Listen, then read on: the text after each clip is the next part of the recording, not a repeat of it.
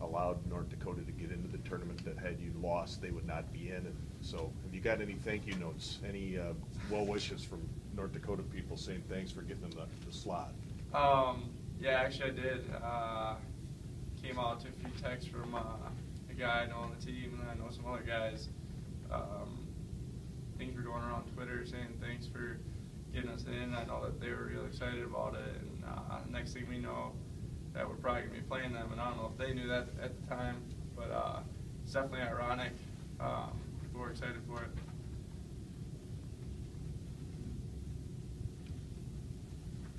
Coach, just where given the #1 seed, where you're placed, just your thoughts overall.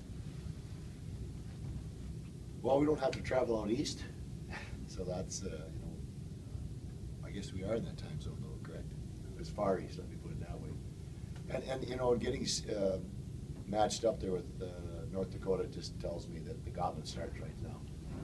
There's 4 games to get to the top of the mountain, and the gauntlet starts right now. Every team is going to be tough, and we're starting with a foe that we have a history with, so it should be an awesome game. And it's interesting.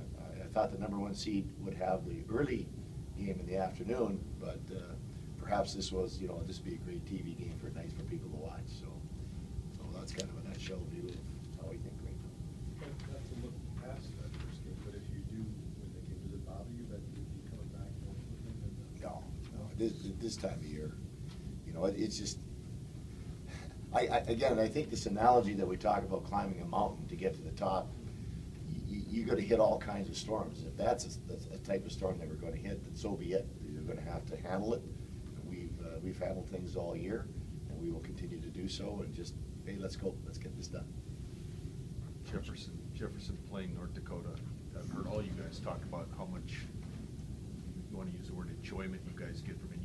No trouble, I would think, getting up for this game. NCAA aside, just the fact it's North Dakota would indicate would be a boost for you guys. Yeah, definitely. We've seen them over the last 3 years. We've played them quite a bit. We know what they're going to bring. They know what we're going to bring. We're just looking forward to the opportunity, and I'm sure it'll be a good one. Jake, last year you guys were fighting to get in.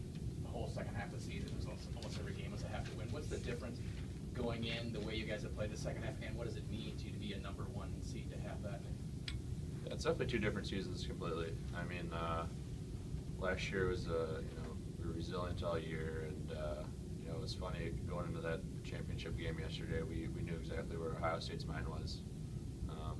It's do or die for them, and they showed great fight, and they just showed that the whole 3 games and 3 nights doesn't really matter. You got adrenaline flowing, but it was a great learning experience last year. We got a taste of the NCAA tournament. Obviously not the result we wanted, but like I said, great learning experience, and we've got a lot of momentum going into the tournament this year. So we're gonna, hopefully we got a lot of confidence right now and keep carrying that on. Frankie, what's the lesson from your last NCAA experience? You guys, all that resiliency, all that momentum that you had going in last year didn't pay off the way you guys wanted. What perhaps needs to change? What mindset needs to be adapted? How do you guys go into this particular game? I think starting with is resiliency. You mentioned that, and I think we showed that last night in our game.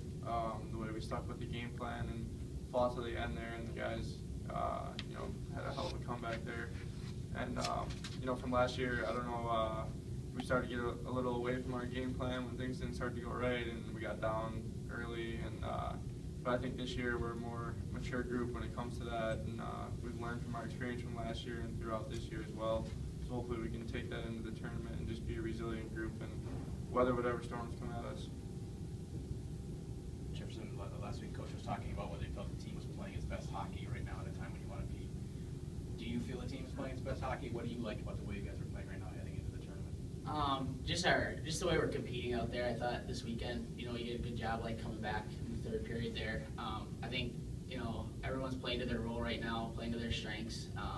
It was a good week to build off this past weekend, and hopefully continue to do that.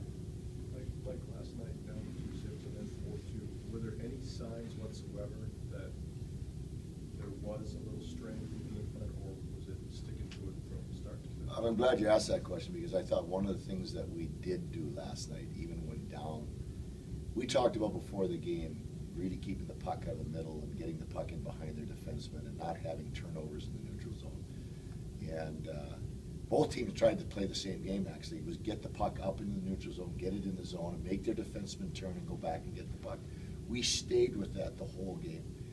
I haven't broken down the game yet, and I don't even know if these guys would be aware of it, but I bet it'll be one of our lowest turnovers at the blue line all season. And that was just a mature, hey, let's continue to stay with it, and it paid off for us in the end. Mike, any concerns at all about Joel? He's had some up and down games here of late, although you could look at some circumstances from last night that would suggest that maybe there was some You know, other the thing issues there. the thing about Joel is that he won the game, and these guys know. You know, the first stat you should look for is your goaltending's wins or losses, not his save percentage.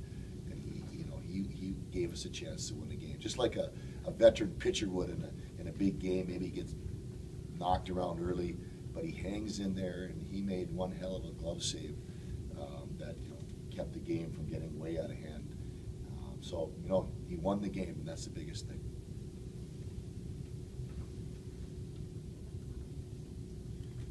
What have you guys learned from your experience in dealing whether it's Big Ten tournament, WCHA tournament from years past, or the NCAA tournament, the mindset and the attitude when you get into these one-and-done situations like now, especially when a season ends by losing, that will benefit you, hope, down in Cincinnati?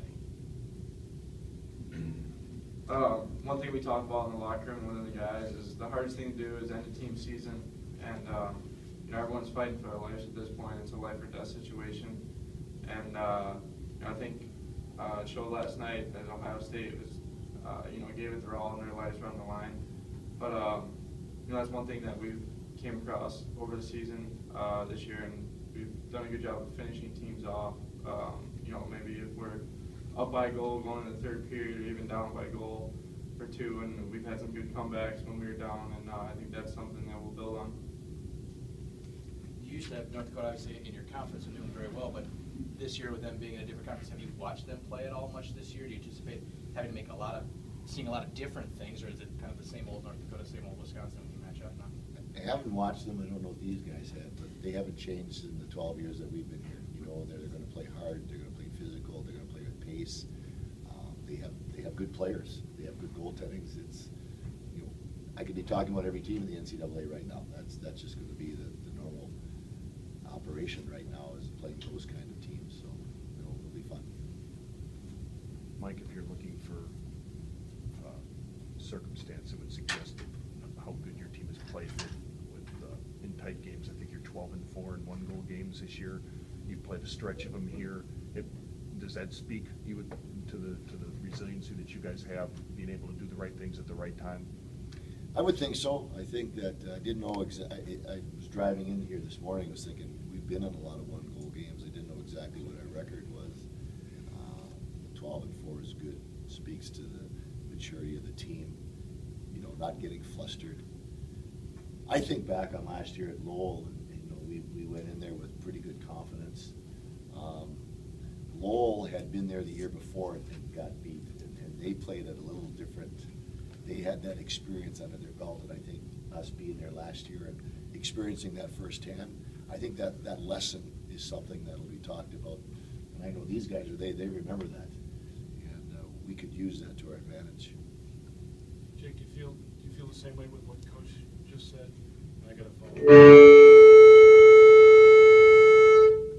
I'm hired the tech. Sorry, boys. Go ahead, Jake. Good morning. What Coach had to say, what you learned from that experience last year against Lowell, really, and that you remember that. We all do. Yeah, it's not a fond memory by any means. I know we were on our heels for most of that game. We gave up way too many odd man rushes. They're a darn fast team, and they play hard. They are ready, and they put us on our heels early. We left our goaltender out to dry, but like Coach said, it was a great learning experience. We have a huge crew back from last year, obviously, and really seeing how they came out ready to play. We can't take any game for granted. Obviously, it's do or die now, and we really got to be ready for that first shift, and everyone's got to get that first game jitters out early.